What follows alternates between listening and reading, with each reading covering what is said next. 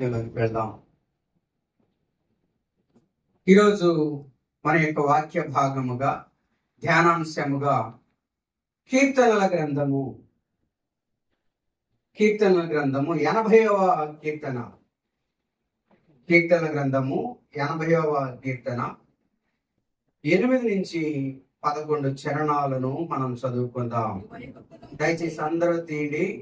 కీర్తన గ్రంథం 80వ అధ్యాయం 8 నుంచి 11 వచనాలు మనం చదువుకుందాం. నేను చదువుతాను, జాగ్రత్తగా మీ అందరూ వినండి. నీవు ఐగుప్తులో నుండి ఒక ద్రాక్షావల్లిని తెచ్చితివి, అన్య జనులను వెళ్ళగొట్టి దాని నాటితివి, దానికి తగిన స్థలము సిద్ధపరిచితివి, దాని వేరు లోతుగా పారి అది దేశమంతటా వ్యాపించెను, దాని నీడ కొండలను కప్పెను, దాని తీగలు దేవుని దేవదారు వృక్షములను ఆవరించెను, దాని తీగలు సముద్రము వరకు వ్యాపించెను, యూఫ్రటీసు నది వరకు దాని రెమ్మలు వ్యాపించెను. దేవుడు తన వాక్యమును మన కొరకు దీవించునుగాక. ప్రియమైన దేవుని బిడ్డలారా, చూడండి, దేవుడు ఒక ద్రాక్షావల్లిని గురించి ఇక్కడ మాట్లాడుతూ ఉన్నాడు. ద్రాక్షావల్లి బైబిల్ గ్రంథంలో 3టికి సాదృశ్యంగా ఉంది. ఒకటి, ఈ ద్రాక్షావల్లి ఇశ్రాయేలు జనాంగానికి సాదృశ్యంగా ఉంది. రెండోది, మన ప్రభు అయిన యేసు క్రీస్తు వారికి సాదృశ్యంగా ఉంది. ఈ మూడవది ఎవరంటే సార్వత్రిక సంఘానికి, అనగా రక్షించబడినటువంటి ప్రతి విశ్వాసికి కూడా ఈ ద్రాక్షావల్లి సాదృశ్యంగా ఉంది. అయితే ఇక్కడ రాయబడిన మాట ఏంటంటే, దేవుడైన యెహోవా ఐగుప్తులో నుండి ఏం తీసుకొచ్చాడు చెప్పాలి? ఏం తీసుకొచ్చాడు? ద్రాక్షావల్లిని తీసుకొచ్చేవాడు. ద్రాక్షావల్లిని తీసుకొచ్చి ఇశ్రాయేలు దేశములో దాన్ని ఏం చేశాడు? నాటాడు. ఎక్కడి నుంచి తీసుకొచ్చాడు? ఐగుప్తు నుంచి తీసుకొచ్చాడు.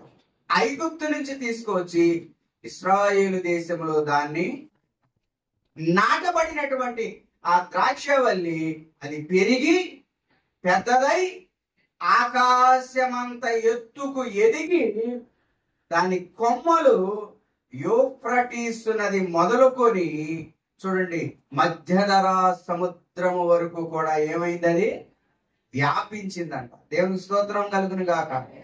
హల్లెలూయా. దేవుడు ఇశ్రాయేలు జనాంగాన్ని గురించి మాట్లాడుతూ ఉన్నాడు. ఐగుప్తు నుంచి విడిపించి ఒక శ్రేష్టమైన ద్రాక్షావల్లిగా తీసుకొచ్చి ఎక్కడ నాటాడు? ఇశ్రాయేలు దేశంలో నాటాడు, అన్య జనులను వెళ్ళగొట్టి.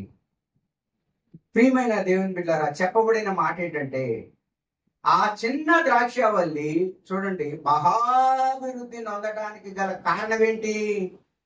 దానికి కారణం ఏంటి? అక్కడ రాయబడింది, దాని వేరు లోతుగా, చెప్పండి, దాని వేరు లోతుగా ఉన్నందువలన.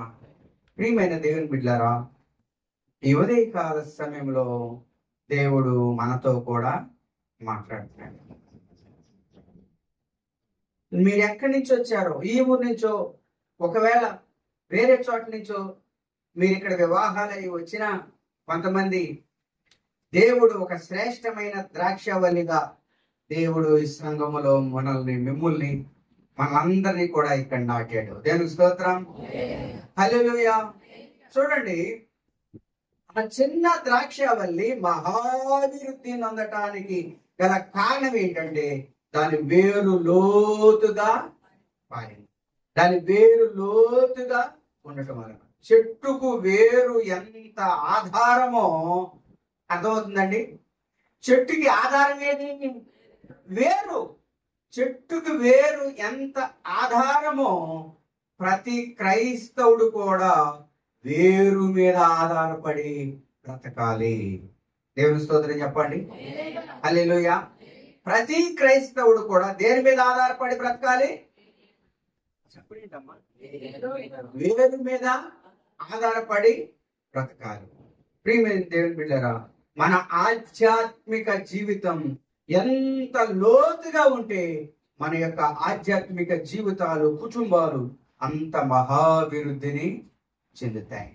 ప్రియమైన దేవుని బిడ్డలారా, అలా మహాభివృద్ధి చెందడానికి గల కారణం ఏంటంటే ఆధ్యాత్మిక జీవితంలో మనం ఎలాంటి వేరులు కలిగి ఉండాలి.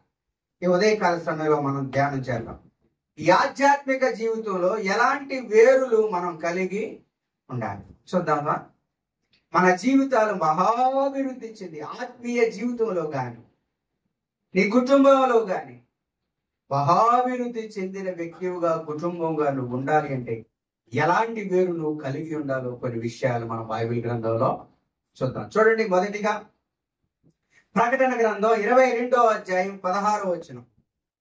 ప్రకటన గ్రంథం 22వ అధ్యాయం 16వ వచనం. చివరి మాట చదువుదాం. వేరు అనే మాట ఉంటుంది, అది చదువు.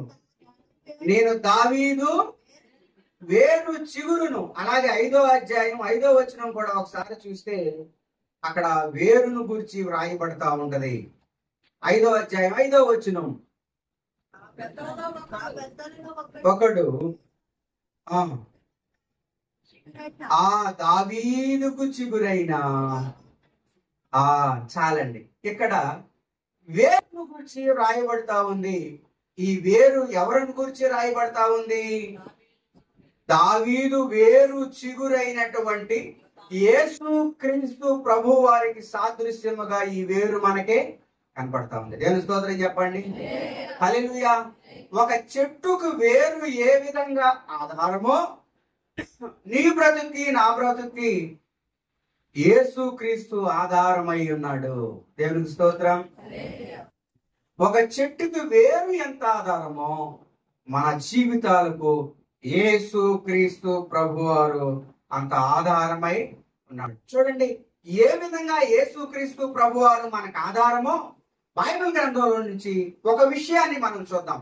2వ సమూయేలు గ్రంథం 5వ అధ్యాయం 17వ వచనాన్ని మనం ఒకసారి ధ్యానం చేద్దాం. చూడండి, 2వ సమూయేలు గ్రంథం 5వ అధ్యాయం 17వ వచనం ఒకసారి మనం చూద్దాం. చూడండి, జనులు ఇశ్రాయేలీయుల మీద రాజుగా దావీదునకు పట్టాభిషేకము చేసిరని ఫిలిష్తీయులకు వినబడినప్పుడు దావీదును పట్టుకొనుటకై ఫిలిష్తీయులందరూ వచ్చిరి. దావీదు ఆ వార్త విని ప్రాకార స్థలమునకు వెళ్ళిపోయేను. దేవుని స్తోత్రం చెప్పండి. హల్లెలూయా. దావీదును పట్టుకొనడానికి ఫిలిష్తీయులు వచ్చినప్పుడు దావీదు ఆ వార్త విని ఎక్కడికి వెళ్ళాడట?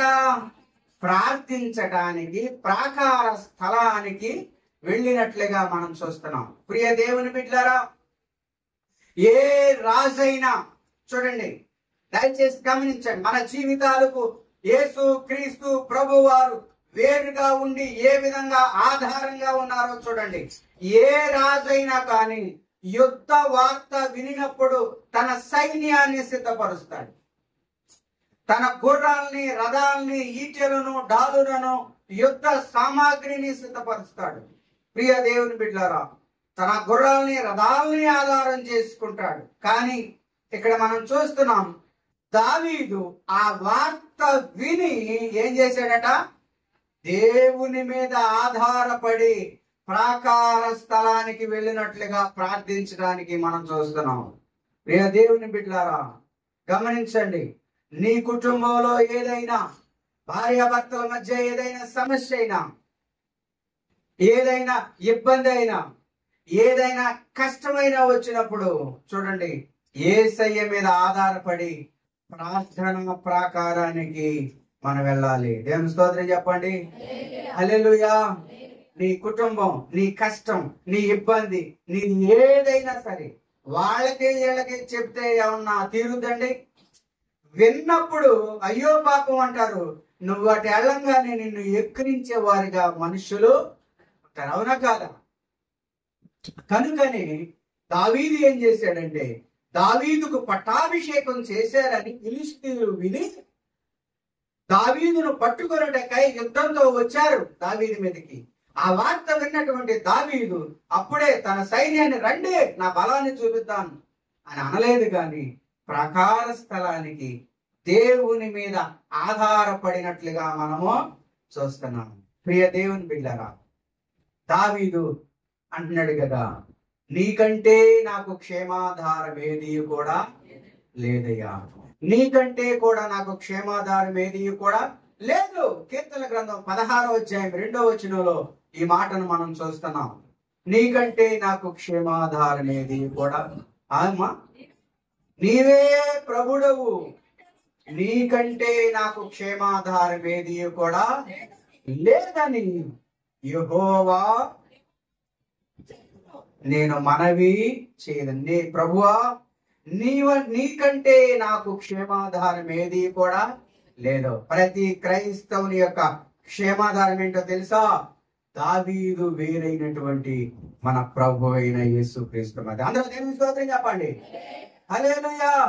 ప్రియమైన దేవుని బిడ్డలారా, నీవు నేను యేసుక్రీస్తు మీద ఎంత ఆధారపడతామో, ఎంత ఎత్తుగా మనం ఎదుగుతాం, ఎంత ఆధారపడతామో అంత మహాభివృద్ధిని మనము చెందుతాం.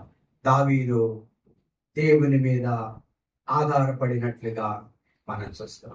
నీ బ్రతుకులో, నా బ్రతుకులో, మనందరి బ్రతుకులో దేవుని మీద ఆధారపడటం మనం నేర్చుకోం. దేవుని స్తోత్రం కలండి. మీటింగ్స్ విషయంలో మరి అది మనకైతే అది అసాధ్యం. అది అనుకున్న కాడి నుంచి, చేద్దాం అనుకున్న కాడి నుంచి ప్రతి దినము కూడా మేము దేవుని సన్నిధిలో ప్రతి దినము విడువక అది జరిగే వరకు కూడా దేవుని సన్నిధిలో మేము ప్రార్థించాము. అలాగే సంఘం అందరూ ప్రార్థించారు. దేవుని కార్యాన్ని మనం చూడలేదు. ప్రభునందు ప్రియమైన దేవుని బిడ్డరా, కనుక వేరు యేసు క్రీస్తు ప్రభు వారికి గుర్తుగా ఉంది. దావీదు ఆధారపడినట్లుగా దేవుని మీద మనము కూడా మన ప్రభు అయిన యేసు క్రీస్తు మీద ఆధారపడితే మన జీవితాలు మహాభివృద్ధి చెందుతాయి. దేవుని స్తోత్రం. రెండు విషయాలు చెప్తున్నాం. వేరు పరిశుద్ధతకు గుర్తు. మొదటిది వేరు ప్రభు అయిన యేసు క్రీస్తు వారికి గుర్తు అయితే, రెండవది గుర్తుగా ఉందంటే అది పరిశుద్ధతకు గుర్తుగా ఉంది. చూడండి, రోమీయులకు రాసిన పత్రిక 11వ అధ్యాయం, రోమీయులకు రాసిన పత్రిక 11వ అధ్యాయం 16వ వచనాన్ని ఒకసారి మనం జ్ఞాపకం చేసుకుందాం. వేరు పరిశుద్ధమైనదైతే కొమ్మలు కూడా పరిశుద్ధంగా ఉంటాయి. వేరు పరిశుద్ధమైతే కొమ్మలు కూడా పరిశుద్ధంగా ఉంటాయి. చూడండి, వేరు ఆరోగ్యంగా ఉంటేనే చెట్టంతా ఎలా ఉంటదండి? పచ్చగా చిగురిస్తూ మహా ఫలాన్ని మనకి అందిస్తూ ఉంటాం. ఒకవేళ ఆ వేరుకి ఏదైనా చెదలబడితే, భూమి లోపల ఆ వేరుకి ఏదైనా చెదలబడితే చెట్టు అభివృద్ధి చెందుతా, చెట్టు మాడిపోతే. ప్రియమైన దేవుని బిడ్డలారా, వేరు పాడైపోతే, వేరు చెడిపోతే చెట్టంతా కూడా ఏమైపోద్దండి? ఎండిపోతాయి. ప్రియమైన దేవుని బిడ్డలారా, ఎంత వాక్యము విన్నా, ఎన్ని సంవత్సరాలైనా, నువ్వు బాప్తిసం పొంది ఎన్ని సంవత్సరాలైనా, ఎంత వాక్యము విన్నా, ఎన్ని మాటలు నీకు హృదయంలో వినపడుతున్నా, నీ చెవులకు వినపడుతున్నా, ఆ వాక్య రాత్రికాల సమయంలో మనం ధ్యానం చేశాం. ఎవరు దేవుని మాట ప్రకారం జీవిస్తారో వారు అడిగినవన్నీ కూడా దేవుడు ఇస్తాడు. అడిగింది దేవుడు ఇవ్వడు. ఆయనకు లోబడి ఆయన మాట ప్రకారం జీవిస్తేనే దేవుడు ఇస్తాడు. చూడండి, ఎంత వాక్యం విన్నా, నువ్వెంత సీనియర్ అయినా కానీ, ప్రియమైన దేవుని బిడ్డారా, పరిశుద్ధత అనే వేరు నీలో లేకపోతే నీ ఆత్మీయ జీవితం ఏమైపోద్దండి? ఎండిపోతాయి. ప్రియమైన దేవుని బిడ్డలారా, కనుక మన జీవితాలు, మన వేరు అనేటువంటి పరిశుద్ధత అనేటువంటి వేరు ఎప్పుడు కూడా చెదల పట్టకూడదు, ఎప్పుడు కూడా కుళ్ళిపోకూడదు. అందుకని హెబ్రీయులకు రాసిన పత్రికలో దేవుడు ఒక మాట చెప్తున్నాడు. చూడండి, హెబ్రీయులకు రాసిన పత్రిక 12వ అధ్యాయము 15వ వచనంలో ఒక మాట ఉంది చూడండి. మీలో ఎవడైనను దేవుని కృప పొందకుండా తప్పిపోవునేమో అని ఆ మాట కావాలి. చేదైన వేరు ఏదైనను మొలిచి కలవరపరుచుట వలన అనేకులు అపవిత్రులు. చేదైన వేరు ఏదైనా మీలో మొలచుట వలన అనేకులు కలవరపడి ఏమైపోతారంట?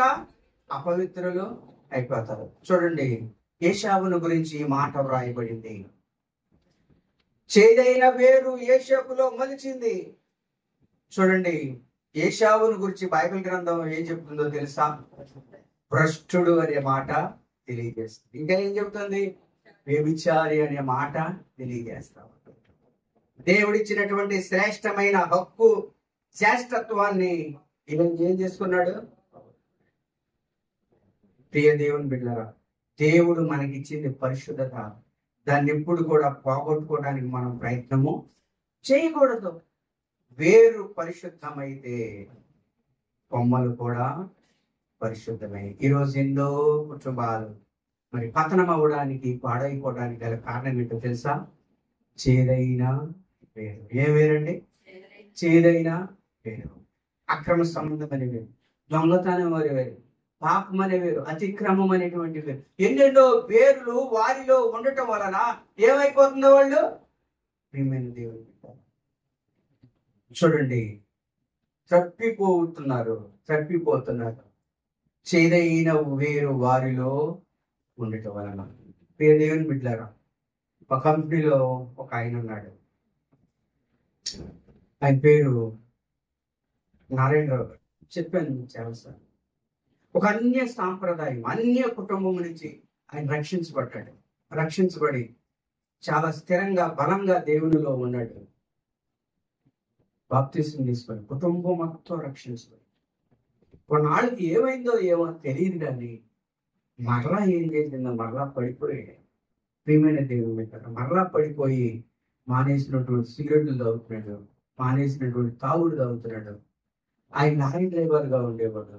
మానేసినటువంటి అక్రమ సంబంధాలని మరలా కొనసాగిస్తున్నాడు. చూడండి, ఆయన చెడిపోవటమే కాకుండా ఆ పిల్లలకి ఈయన పరిస్థితి తెలిసి ఆ పిల్లలు ఈయన లెక్క చేయడం మానేసి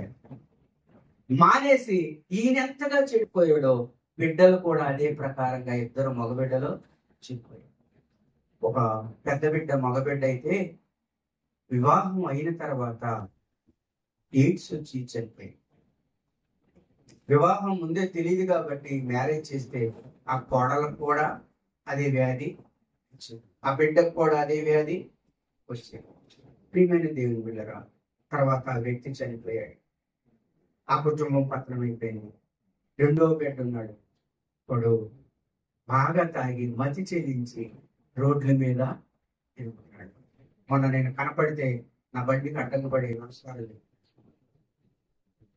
ప్రియ దేవుని బిడ్డరు, ఒక కుటుంబ యజమాని చెడిపోతే కుటుంబం పతనం అయిపోవడానికి కారణము అవుతుంది. ప్రియమైన దేవుని, అందుకే వేరు పరిశుద్ధమైతే కొమ్మలు కూడా పరిశుద్ధ. దేవుని స్తోత్రం చెప్పండి. హల్లెలూయా. ప్రతి క్రైస్తవుడు, ప్రతి విశ్వాసి కూడా మన దేవుడు పరిశుద్ధుడు. నీలో నాలో ఆయన ఏం పెట్టాడండి? పరిశుద్ధత అనే వేరుని పెట్టాడు. కనుక పరిశుద్ధతను మనం కాపాడుకుంటూ ఉండాలి. ఎప్పటికప్పుడు కూడా ఈ లోక మాలిన్యం మనకు అంటకుండా ఎప్పటికప్పుడు కూడా మనం ఏం చేయాలండి? పరిశుద్ధంగా ఉండాలి. దేవుని స్తోత్రం కలుగుతారు. అందుకే చేదైన వేరు ఏదైనా మీలో ఉంటే అపవిత్రులు లేకపోతారని దేవుడి యొక్క వాక్యం మనకి తెలియజేస్తుంది. ప్రియ దేవుని బిడ్డలారా, ఈ వాక్యం వింటున్న మనలో మన జీవితాలను ఎప్పటికప్పుడు ఏం చేయాలండి? సెట్ చేసుకోవాలి. అందుకే కీర్తనకారుడు అంటాడు కదా, 119వ అధ్యాయం 28వ వచనంలో ఒక మాట అంటాడు చూడండి. కీర్తనల గ్రంథము 119వ అధ్యాయము. చూసారా? వ్యసనము వలన నా ప్రాణము ఏమైపోతుంది? నీరైపోతుంది. నీ వాక్యము చేత నన్ను స్థిరపరచుము. దేవుని స్తోత్రం కలుగుతాడు. ఈ రోజున చూడండి, కుటుంబము నీరు కారిపోవటానికి, పాడైపోవటానికి వ్యసనములో కారణము. ప్రియ దేవుని బిడ్డలారా, చూడండి, అందుకనే మనం చాలా జాగ్రత్తగా ఉండాలి.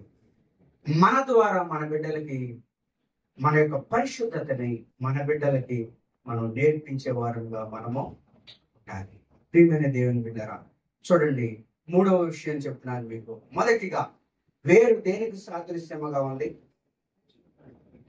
దేవుడు నాటినటువంటి ఆ శ్రేష్టమైన ద్రాక్షావల్లి మహాభివృద్ధి చెంది యూఫ్రటీసు నది మొదలుకొని మధ్యధర సముద్రం వరకు కూడా మహాభివృద్ధి చెందడానికి గల కారణం ఏంటండి? వేరు లోతుగా ఉండడం. మొదటిగా వేరు ఏమని చెప్పాం? యేసు క్రీస్తు ప్రభు వారికి గుర్తుగా ఉంది. రెండవది పరిశుద్ధతకు గుర్తుగా ఉంది.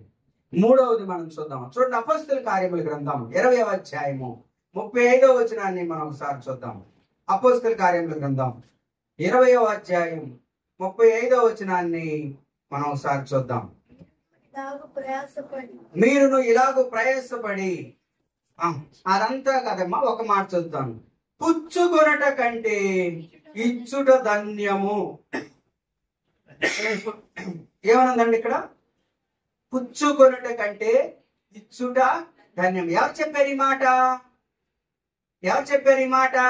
సాక్షాత్తు యేసు క్రీస్తు ప్రభు వారే ఈ మాటను చెప్పారు. మూడవదిగా మనకు నేర్పిస్తున్నటువంటి ఈ వేరు మనకు నేర్పిస్తున్నటువంటి మూడవ పాఠం ఏంటంటే, పుచ్చుకొనుట కంటే ఇచ్చుట ధన్యం.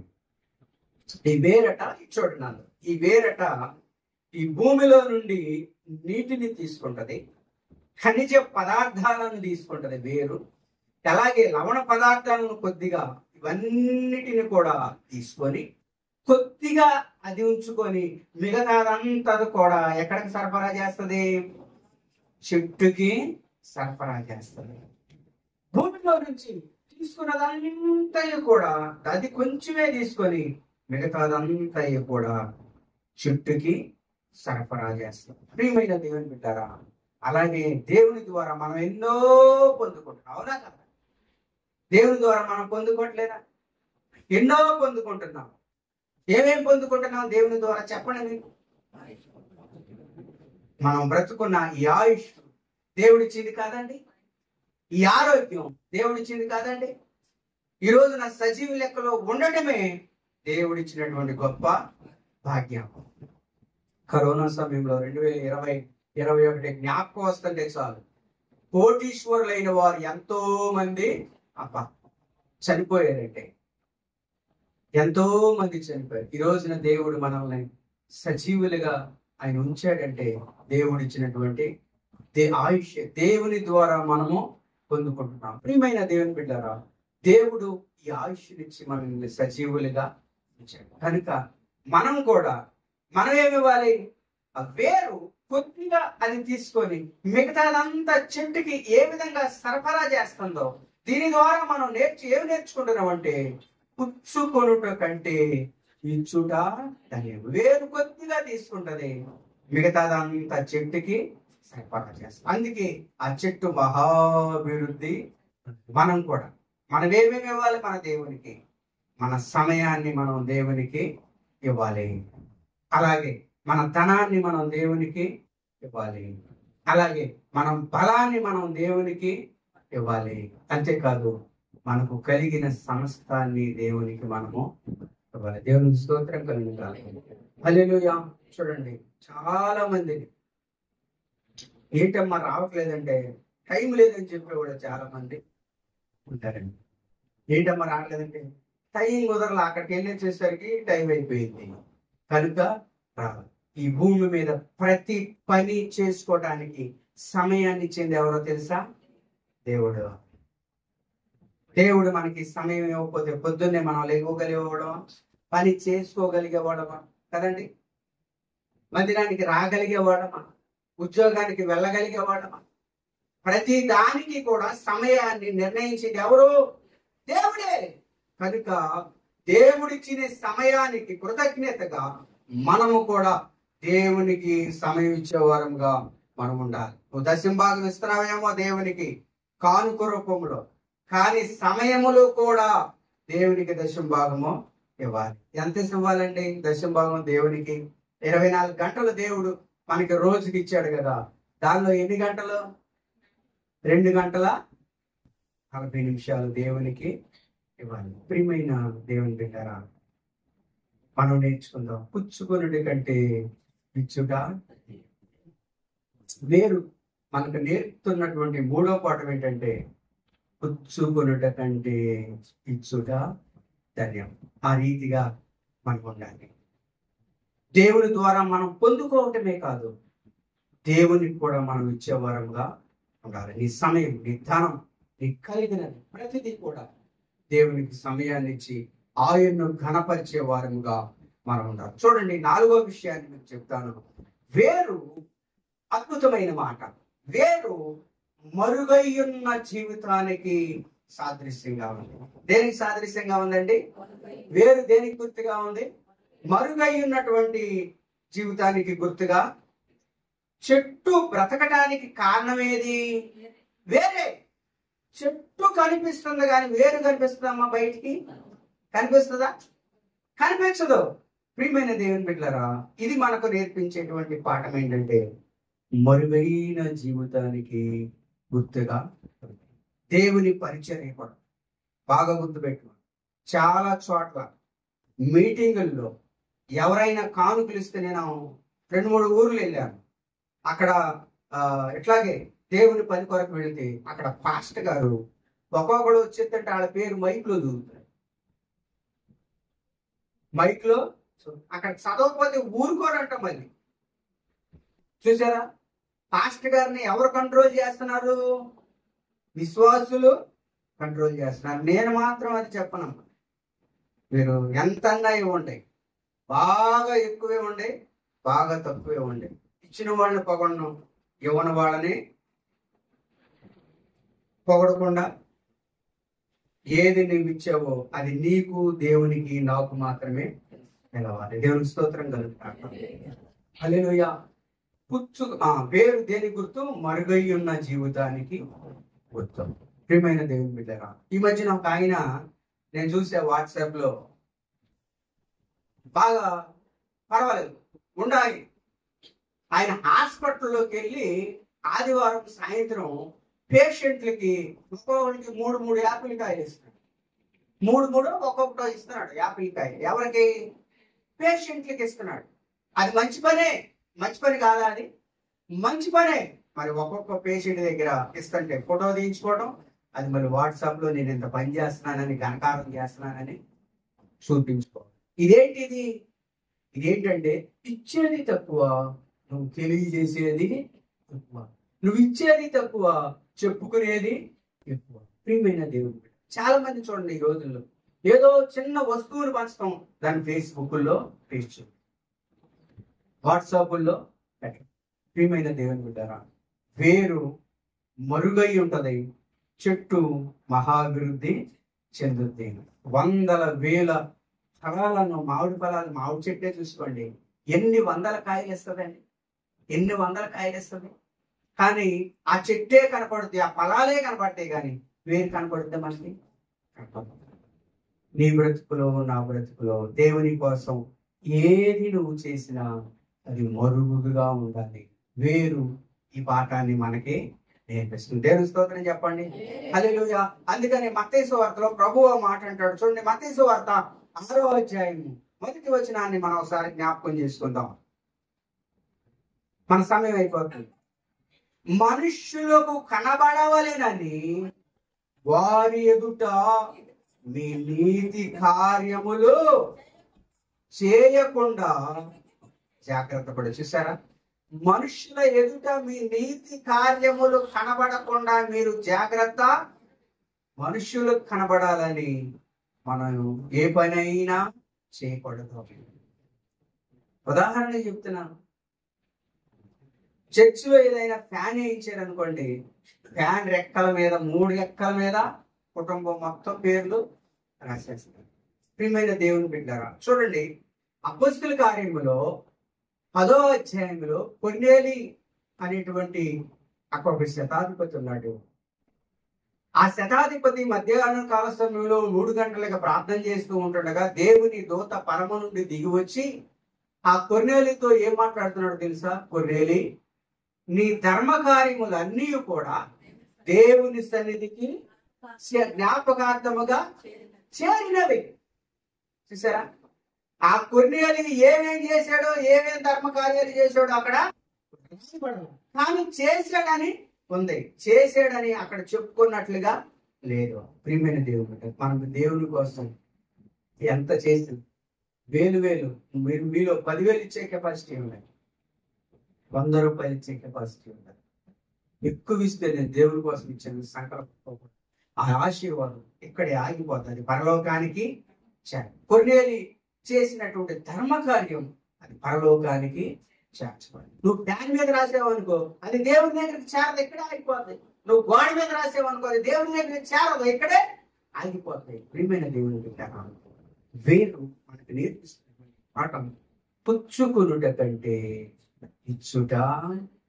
వేరు మరి అది కొద్దిగా పుచ్చుకుంటుంది, ఎక్కువగా ఇస్తుంది. వేరు మరుగయ్యున్న జీవితాన్ని మనకి నేర్పిస్తుంది. దేవుని స్తోత్రం కలుగును గాక.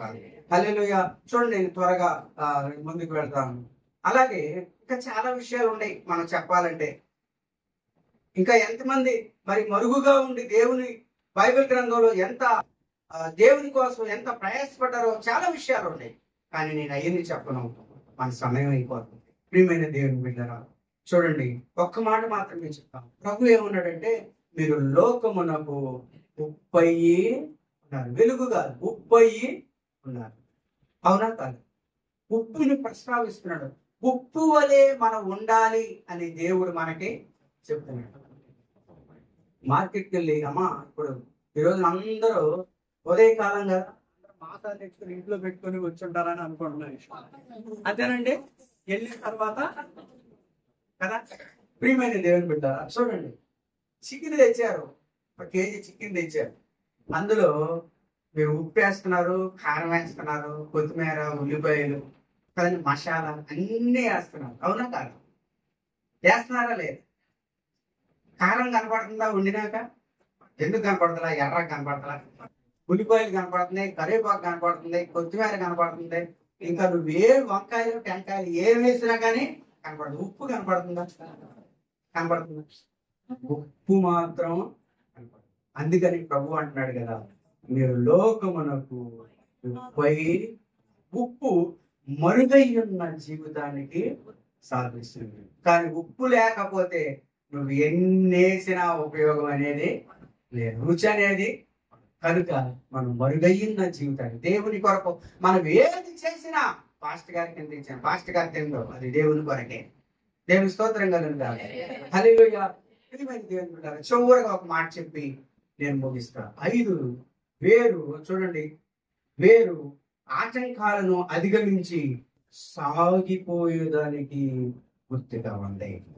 ఆటంకాలను అధిగమించి సాగిపోయేదానికి గుర్తుగా ఉంది. చూడండి, ఈ భూమి లోపల వేరు లోతుగా వెళ్ళాలంటే భూమి లోపల కొన్ని రాళ్ళు అడ్డుపడతా ఉంటాయి, కొన్ని పెద్ద బండలు అడ్డుపడతా ఉంటాయి, ఏవేవో వరలు అడ్డుపడతా ఉంటాయి. చూడండి, ఈ వేరు అడ్డు పడింది కదా అని అది ఆగిపోతే చెట్టు పెరుగుద్దా? పెరగదు. ఆ వేరు ఏం చేస్తుంది తెలుసా? అవసరమైతే ఆ బండలను బద్దలు చేసుకొని భూమిలోనికి. దేవుని స్తోత్రం కలుగును. హల్లెలూయా. నీ జీవితంలో బాధలు వచ్చినాయి, కష్టాలు వచ్చినాయి అని, శ్రమలు వచ్చినాయి అని, క్రైస్తవ జీవితం అనేది ఆగిపోయేదానికి సంకేతంగా ఎప్పుడు కూడా ఉండదు. ప్రియ దేవుని బిడ్డలారా, వేరు ఆ విధమైనటువంటి జీవితాన్ని మనకి తెలియచేస్తా ఉంది. ఎన్ని అడ్డొచ్చినా, అడ్డు బండలు వచ్చినా, ఏదొచ్చినా కానీ పగల కొట్టుకొని వేరు లోతుగా వెళ్ళబట్టే ఆ చెట్టు మహాభివృద్ధి చెందుతుంది. దేవుని స్తోత్రం కలుగును గాక. హల్లెలూయా. ప్రియమైన దేవుని బిడ్డలారా, మరలా ఒకసారి మన యొక్క మూల వాక్యాన్ని మనం జ్ఞాపకం చేసుకుందాం. చూడండి, కీర్తన గ్రంథం 80వ అధ్యాయము 8వ వచనం. ఐగుప్తులో నుండి దేవుడు ఏం చేశాడు? శ్రేష్టమైన ద్రాక్షావల్లిని తీసుకొచ్చాడు. అది మహాభివృద్ధి చెందడానికి గల కారణం ఏంటి? దాని వేరు లోతుగా పారినది. మన జీవితాలు, మన ఆధ్యాత్మిక జీవితం, భౌతిక సంబంధమైన జీవితాలు దేవునిలో అభివృద్ధి చెందుతూ ఉండాలి అంటే వేరు లోతుగా ఉండాలి. ఈ వేరు దేనికి సాదృశ్యమై ఉన్నాయో 5 విషయాలను మనం చూసాం. వేరు దేనికి గుర్తుగా ఉందండి? మొదటిగా ప్రభు అయిన యేసు క్రీస్తు వారికి గుర్తుగా ఉంది. దావీదు ఫిలిస్తీన్లు పట్టుకోవడానికి వచ్చినప్పుడు తాను ఎదురెళ్ళలేదు కానీ దేవుని మీద ఆధారపడ్డాడు. రెండవదిగా వేరు దేనికి సాదృశ్యముగా ఉందంటే అది పరిశుద్ధతకు సాదృశ్యముగా ఉంది. వేరు పరిశుద్ధమైన మన జీవితాలు, మన కుటుంబాలు, తల్లిదండ్రులుగా మనం మన బిడ్డలకి పరిశుద్ధతని వారసత్వముగా దేవుని దగ్గర పొందుకున్న మనము మా వారసత్వాన్ని మనం బిడ్డలకి ఇచ్చేవారుగా మనం ఉండాలి. వేరు మరొక విషయాన్ని మనకేం తెలియజేస్తుందంటే పుచ్చుకొనుట కంటే ఇచ్చుట ధన్యం. భూమిలో నుంచి ఖనిజ పదార్థాలు, లవణ పదార్థాలు, నీరు వీటన్నిటిని కొద్దిగా తీసుకుంటుంది, మొత్తము కూడా చెట్టుకి దేవుడిచ్చే ఆయుష్ నీకు ఇస్తున్నాడు. కాబట్టి సమయాన్ని, ధనాన్ని, నీ కలిగిన దాన్ని దేవునికి ఇచ్చి నువ్వు ఘనపరచాలి. దేవునికి స్తోత్రం కలుగును గాక. హల్లెలూయా. నాలుగవదిగా వేరు మరుగయ్యున్న జీవితాన్ని మనకి నేర్పిస్తాము. దేవునికి నువ్వెంత చేసినా అది నీకు దేవునికి మాత్రమే తెలియాలి. ఐదవదిగా వేరు అభ్యంతరాలను అధిగమించి సాగిపోయేదానికి గుర్తుగా ఉంది. ప్రియ దేవుని బిడ్డలారా, క్రైస్తవ జీవితం ఆటంకాలు, ఎన్నో అవరోధాలు, ఐగుప్తు నుండి బయలుదేరి వచ్చినటువంటి ఇశ్రాయేలీలకు అడుగడుగున ఆటంకాలే, అడుగడుగున అడ్డే ఎర్ర సముద్రం, అరణ్యం, ఎన్నో ఆటంకాలు వచ్చినాయి. ప్రియ దేవుని బిడ్డలారా, దేవుడు చెప్పాడు కదా, మీరు సాగిపోవుడి అని చెప్పాడు కానీ వెనుదిరిగి వెళ్ళిపోవుడి అని చెప్పాల. క్రైస్తవ జీవితం, క్రైస్తవ సంఘం ఎప్పుడు కూడా